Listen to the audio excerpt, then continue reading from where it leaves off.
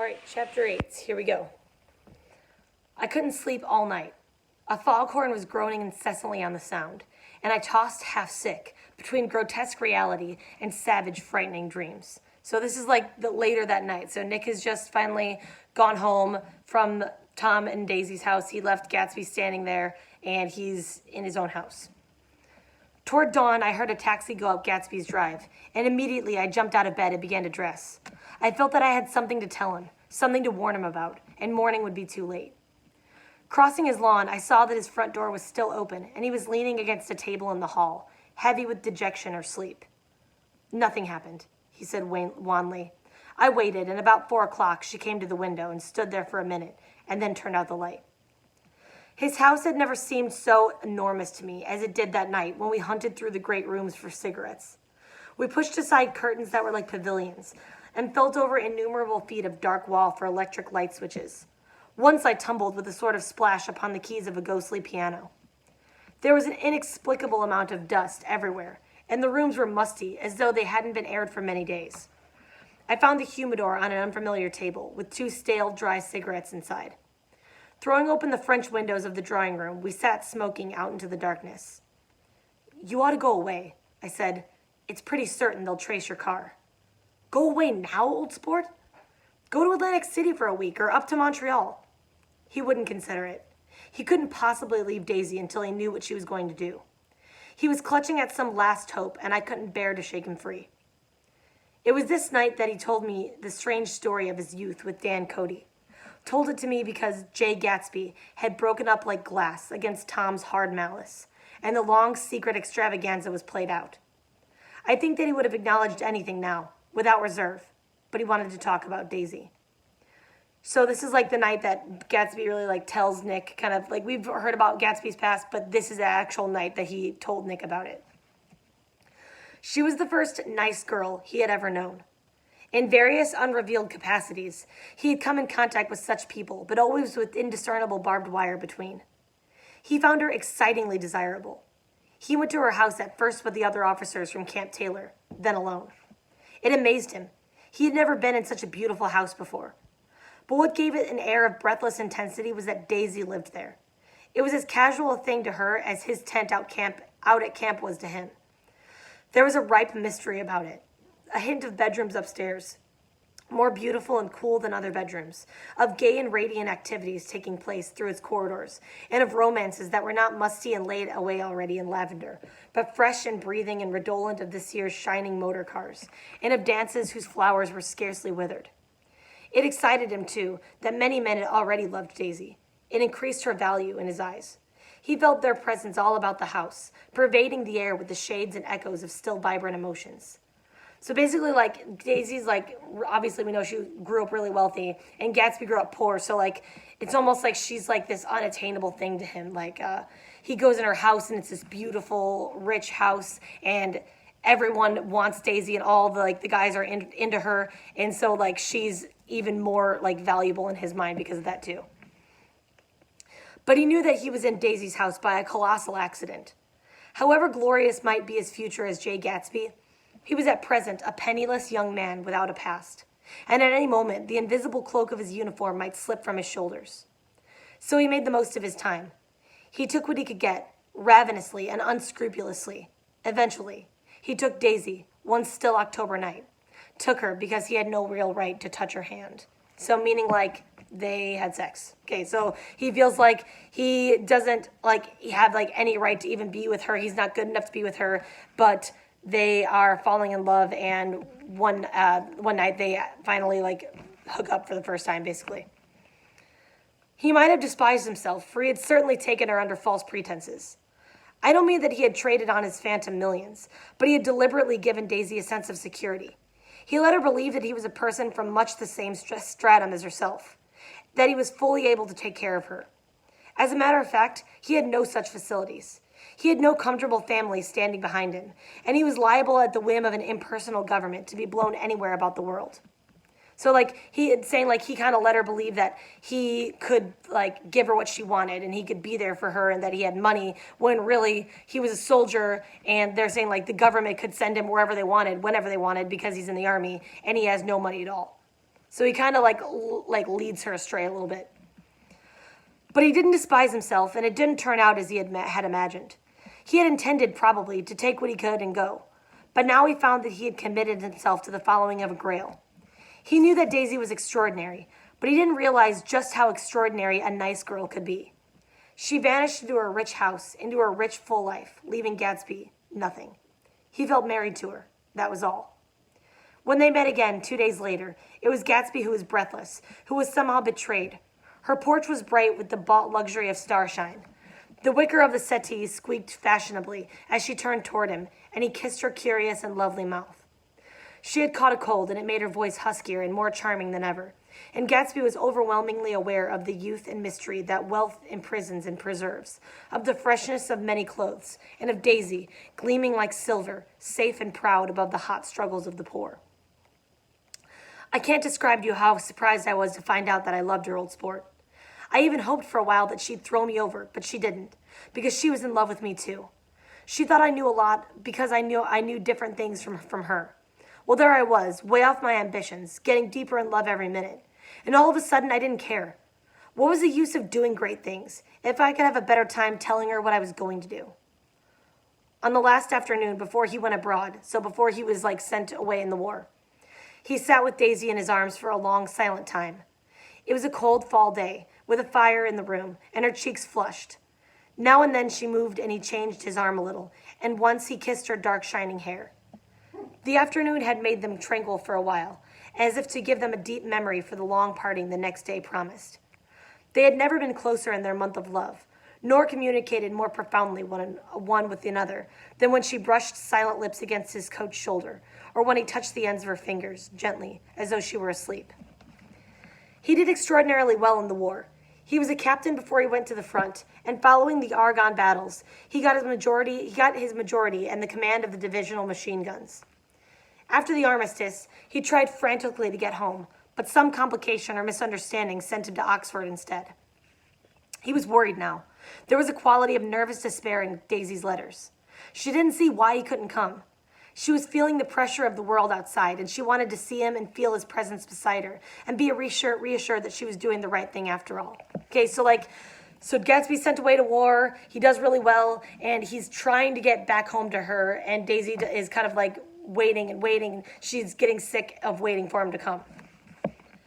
For Daisy was young, and her artificial world was redolent of orchids and pleasant, cheerful snobbery, and orchestras which set the rhythm of the year, summing up the sadness and suggestiveness of life in new tunes. All night, the saxophones wailed the hopeless comment of the Beale Street Blues, while 100 pairs of golden and silver slippers shuffled the shining dust. At the great tea hour, there were always rooms that throbbed incessantly with this low, sweet fever, while fresh faces drifted here and there, like rose petals blown by the sad horns around the floor. Through this twilight universe, Daisy began to move again, with the season. Suddenly, she was again keeping half a dozen dates a day with half a dozen men, and drowsing asleep at dawn with the beads and chiffon of an evening dress tangled among dying orchids on the floor beside her bed. And all the time, something within her was crying for a decision. She wanted her life shaped now, immediately, and the decision must be made by some force, of love, of money, of unquestionable practicality. That was close at hand. That force took shape in the middle of spring with the arrival of Tom Buchanan. There was a wholesome bulkiness about his person and his position, and Daisy was flattered. Doubtless, there was a certain struggle and a certain relief. The letter reached Gatsby while he was still at Oxford.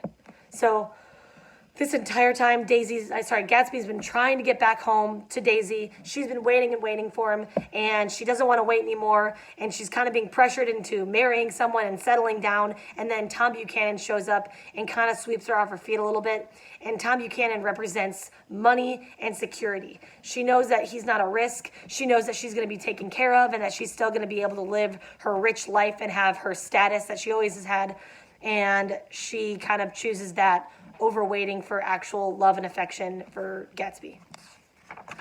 So she writes him a letter saying that she's getting married to Tom, and he gets it while he's still at Oxford. It was dawn now, so now this is back to the present. It was dawn now on Long Island, and we went about opening the rest of the windows downstairs, filling the house with gray turning, gold turning light. The shadow of a tree fell abruptly across the dew, and ghostly birds began to sing among the blue leaves. There was a slow, pleasant movement in the air, Scarcely a wind, promising a cool, lovely day. I don't think she ever loved him. Gatsby turned around from a window and looked at me challengingly. You must remember, old sport, she was very excited this afternoon. He told her those things in a way that frightened her, that made it look as if I was some kind of cheap sharper. And the result was that she hardly knew what she was saying. He sat down gloomily. Of course, she might have loved him, just for a minute, when they were first married, and loved me more even then, do you see? Suddenly he came out with a curious remark. In any case, he said, it was just personal. What could you make of that, except to suspect that some intensity in his conception of the affair that couldn't be measured? He came back from France when Tom and Daisy were still on their wedding trip, and made a miserable but irresistible journey to Louisville on the last of his army pay. So Gatsby got the letter when he was at Oxford. He knows that she's married Tom, and when they're on like their honeymoon, basically, he comes back to Louisville where he first met her. He stayed there a week, walking the streets where their footsteps had clicked together through the November night and revisiting the out-of-the-way places to which they had driven in her white car. Just as Daisy's house had always seemed to him more mysterious and gay than other houses, so his idea of the city itself, even though she was gone from it, was pervaded with a melancholy beauty. He left, feeling that if he had searched harder, he might have found her, that he was leaving her behind. The day coach, he was penniless now, was hot. He went out to the open vestibule and sat down on a folding chair, and the station slid away, and the backs of unfamiliar buildings moved by. Then out into the spring fields, where a yellow trolley raced them for a minute, with the people in it, who might once have seen the pale magic of her face along the casual street. The track curved, and now it was going away from the sun, which, as it sank lower, seemed to spread itself in benediction over the vanishing city where she had drawn her breath. He stretched out his hand desperately, as if to snatch only a wisp of air, to save the fragment of the spot that she had made lovely for him. But it was all going by too fast now for his blurred eyes, and he knew that he had lost that part of it, the freshest and the best, forever. So basically describing like him going to Louisville, walking around, going to all the places he used to go with Daisy, and then eventually he leaves it behind, thinking that he's lost this like one beautiful part of his life. So now this is back to the present again. It was 9 o'clock when we finished breakfast and went out on the porch. The night had made a sharp difference in the weather, and there was an autumn flavor in the air. The gardener, the last one of Gatsby's former servants, came up to the foot of the steps. I'm going to drain the pool today, Mr. Gatsby. Leaves will start falling pretty soon, and then there's always trouble with the pipes. Don't do it today, Gatsby answered. He turned to me apologetically. You know, old sport, I've never used that pool all summer. I looked at my watch and stood up. 12 minutes to my train. I didn't want to go to the city. I wasn't worth a decent stroke of work, but it was more than that. I didn't want to leave Gatsby. I missed that train, and then another, before I could get myself away. I'll call you up, I said finally. Do, old sport. I'll call you about noon. We walked slowly down the steps. I suppose Daisy'll call too? He looked at me anxiously, as if he hoped I'd corroborate this. I suppose so. Well, goodbye. We shook hands and I started away.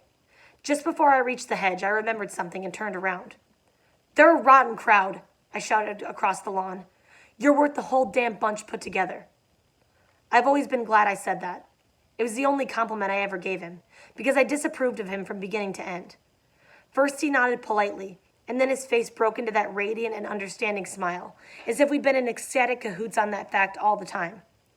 His gorgeous pink rag of a suit made a bright spot of color against the white steps, and I thought of the night when I first came to his ancestral home, 3 months before. The lawn and drive had been crowded with the faces of those who guessed at his corruption, and he had stood on those steps, concealing his incorruptible dream as he waved them goodbye. I thanked him for his hospitality. We were always thanking him for that, I and the others. Goodbye, I called. I enjoyed breakfast, Gatsby. Okay, so Nick's going into work. He's basically just says goodbye to Gatsby and just feels like he has to tell him that he's just better than all these people, better than Tom, better than Daisy, better than Jordan. He says, you're worth all of them put together. You're so much of a better person than them. And that's Nick always is happy that he said that to him. So let's take a look at that. Goodbye, Gatsby. I enjoyed breakfast. I'll call you up at noon. Yes, do, old sport. They're a rotten crowd. You're worth the whole damn bunch put together.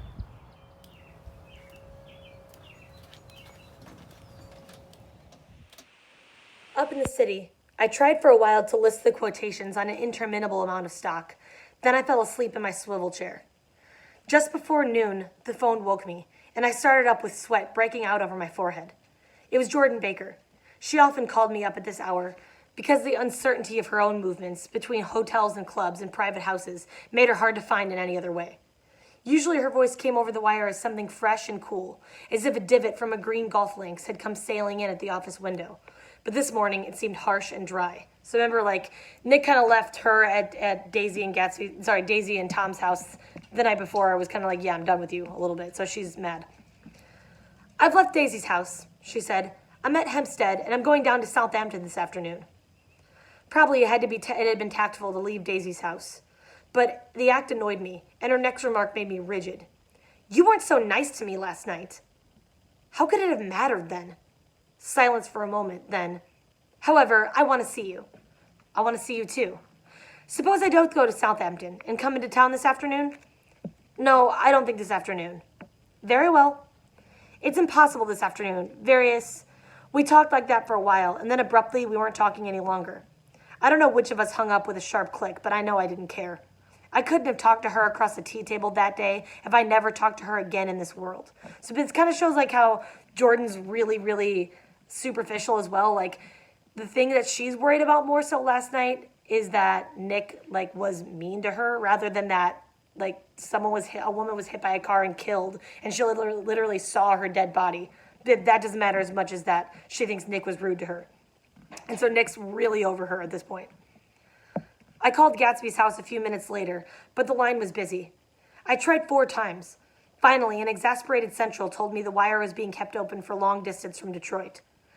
Taking out my timetable, I drew a small circle around the 3:50 train. Then I leaned back in my chair and tried to think. It was just noon. When I passed the ash heaps on the train that morning, I had crossed deliberately to the other side of the car.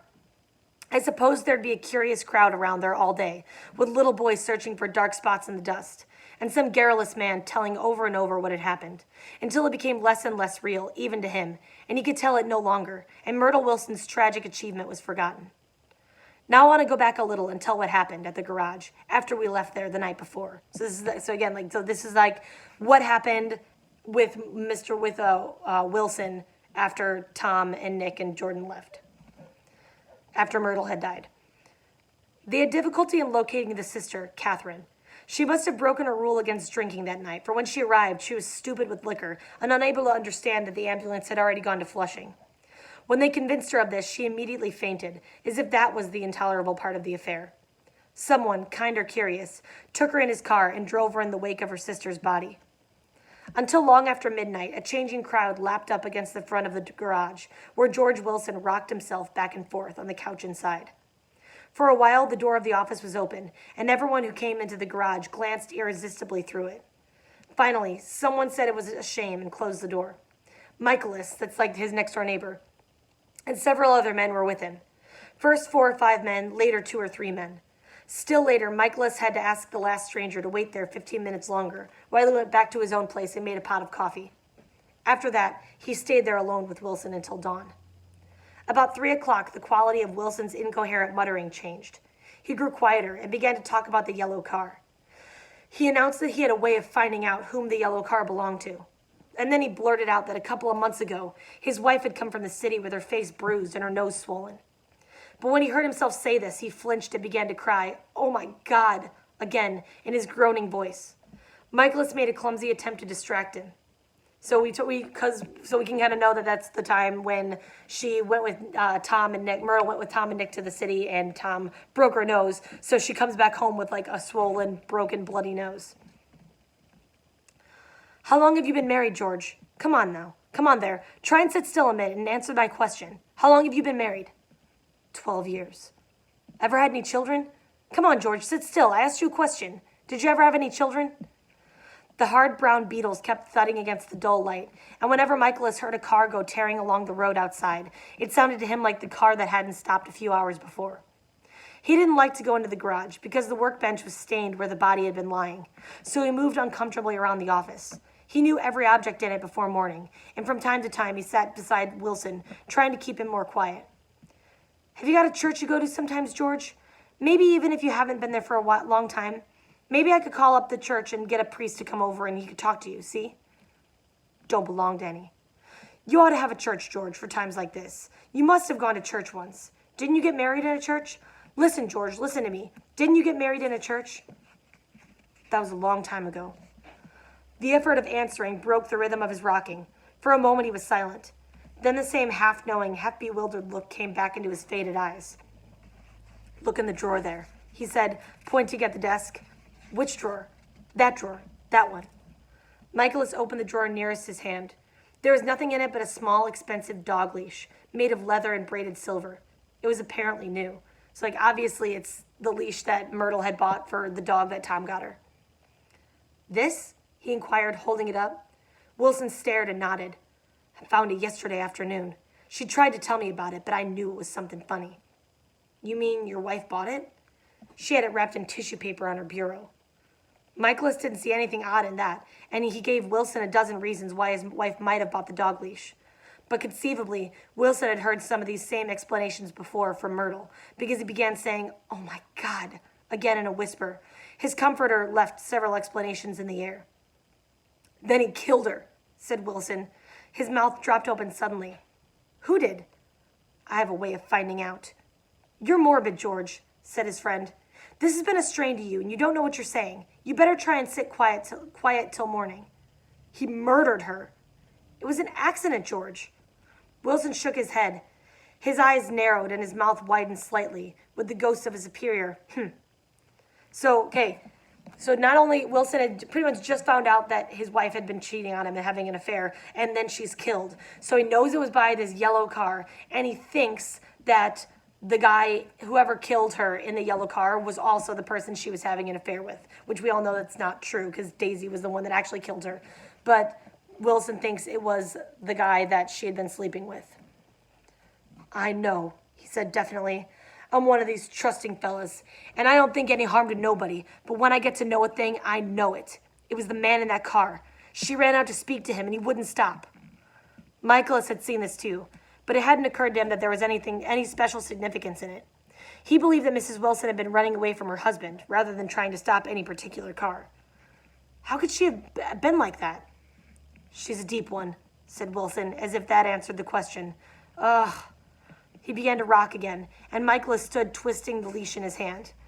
Maybe you got some friend that I could telephone for, George? This is a forlorn hope. He was almost sure that Wilson had no friend. There was not enough of him for his wife. He was glad a little later when he noticed a change in the room, a blue quickening by the window, and realized that dawn wasn't far off. About 5 o'clock, it was blue enough outside to snap off the light. Wilson's glazed eyes turned out to the ash heaps, where small gray clouds took on fantastic shapes and scurried here and there in the faint dawn wind. I spoke to her, he muttered after a long silence. I told her she might fool me, but she couldn't fool God. I took her to the window. With an effort, he got up and walked to the rear window and leaned out with his face pressed against it. And I said, God knows what you've been doing, everything you've been doing. You may fool me, but you can't fool God. Standing behind him, Michaelis saw with a shock that he was looking at the eyes of Dr. T.J. Eckelberg, which had just emerged, pale and enormous, from the dissolving night. God sees everything, repeated Wilson. That's an advertisement, Michaelis assured him. Something made him turn away from the window and look back into the room. But Wilson stood there a long time, his face close to the window pane, nodding into the twilight. So, if you remember from the second chapter, we talked about the eyes of Dr. T.J. Eckelberg, that big sign with the two eyes gazing out. And we talked about how they represent the eyes of God, like watching over everything, seeing all the wrong things and the bad things that we all do. And so this is what Wilson thinks. So he had taken Myrtle to the window and pushed her up against it and pointed to these eyes and he says, you may fool me, but you can't fool God. God sees everything. So this is like kind of one of the last things that he said to her. By 6 o'clock, Michaelis was worn out and grateful for the sound of a car stopping outside. It was one of the watchers of the night before who had promised to come back, so he cooked breakfast for 3, which he and the other man ate together. Wilson was quieter now, and Michaelis went home to sleep. When he awoke 4 hours later and hurried back to the garage, Wilson was gone. His movements, he was on foot all the time, were afterward traced to Port Roosevelt and then to Gad's Hill, where he bought a sandwich that he didn't eat and a cup of coffee. He must have been tired and walking slowly, for he didn't reach Gad's Hill until noon. Thus far, there was no difficulty in accounting for his time. There were boys who had seen a man acting sort of crazy, and motorists at whom he had stared oddly from the side of the road. Then for 3 hours he disappeared from view. The police, on the strength of what he said to Michaelis, that he had a way of finding out, supposed that he spent that time going from garage to garage thereabout, inquiring for a yellow car. On the other hand, no garage man who had seen him ever came forward, and perhaps he had an easier, surer way of finding out what he wanted to know. By 2:30, he was in West Egg, where he had asked someone the way to Gatsby's house. So by that time, he knew Gatsby's name. Okay, so Wilson leaves the garage. He's trying to find where this yellow car is and the guy who owns it, because, again, he thinks that that's the guy that killed Myrtle and that that's the guy that was having an affair with Myrtle. So he finds out that Gatsby's the one that has this car, and so he thinks that Gatsby had done all this when we know he hasn't. At 2 o'clock, Gatsby put on his bathing suit and left word with the butler that if anyone phoned, word was to be brought to him by the pool. He stopped at the garage for a pneumatic mattress, so like a blow-up mattress that you lay on in a pool, that had amused his guests during the summer, and the chauffeur helped him pump it up. Then he gave him instructions that the open car wasn't to be taken out under any circumstances, and this was strange because the front right fender needed repair. Gatsby shouldered the mattress and started for the pool. Once he stopped and shifted it a little, and the chauffeur asked him if he needed help, but he shook his head and in a moment disappeared among the yellowing trees. No telephone message arrived, but the butler went without his sleep and waited for it until 4 o'clock, until long after there was anyone to give it to if it came. I have an idea that Gatsby himself didn't believe it would come, and perhaps he no longer cared. If that was true, he must have felt that he had lost the old warm world, paid a high price for living too long with a single dream. He must have looked up at an unfamiliar sky through frightening leaves and shivered as he found what a grotesque thing a rose is and how raw the sunlight was upon the scarcely created grass.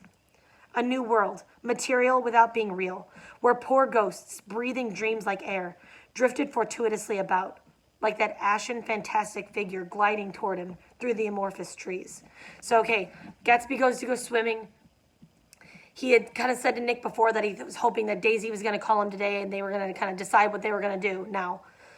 But as he's down at the pool, this is a really important part. Gatsby realizes that she's not going to call. He realizes that pretty much she's not going to be with him. She's not going to leave Tom, and she almost doesn't care like he thought she did. He realizes, it says he must have felt that he had lost the old warm world, paid a high price for living too long with a single dream. So almost like he finally realizes that he's wasted all this time. She's not going to call. And now he's like going to pay the price for like putting all of his eggs in one basket, or basically for like putting all of his time and effort to follow this one thing to try to get her this one thing he's been obsessing about for years. And now he kind of realizes that it was all for nothing because she's not going to call. The chauffeur, he was one of Wolfsheim's protégés, heard the shots. Afterward, he could only say that he hadn't thought anything much about them. I drove from the station directly to Gatsby's house. So Nick, took the train home, and now he's going from the train station to Gatsby's house. And my rushing anxiously up the front steps was the first thing that alarmed anyone. But they knew then, I firmly believe. With scarcely a word said, 4 of us, the chauffeur, butler, gardener, and I, hurried down to the pool.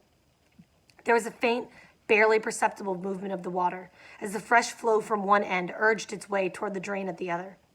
With little ripples that were hardly the shadows of waves, the laden mattress moved irregularly down the pool. A small gust of wind that scarcely corrugated the surface was enough to disturb its accidental course with its accidental burden. The touch of a cluster of leaves revolved it slowly, tracing, like the leg of transit, a thin red circle in the water. It was after we started with Gatsby toward the house that the gardener saw Wilson's body a little way off in the grass, and the Holocaust was complete. Okay, so what just happened is Wilson, we know he thinks that Gatsby is the one that killed Myrtle and that Gatsby's the one that had an affair with her. He finds out that Gatsby owns the yellow car. He finds the way to Gatsby's house. Gatsby's kind of like standing out by the edge of the pool. Wilson like kind of comes up behind him, shoots Gatsby, kills him, and then kills himself, like commits suicide. And they see Wilson's body off a little ways, so Gatsby is dead. Super depressing and sad. Okay, so we're gonna kind of look and see what that looks like.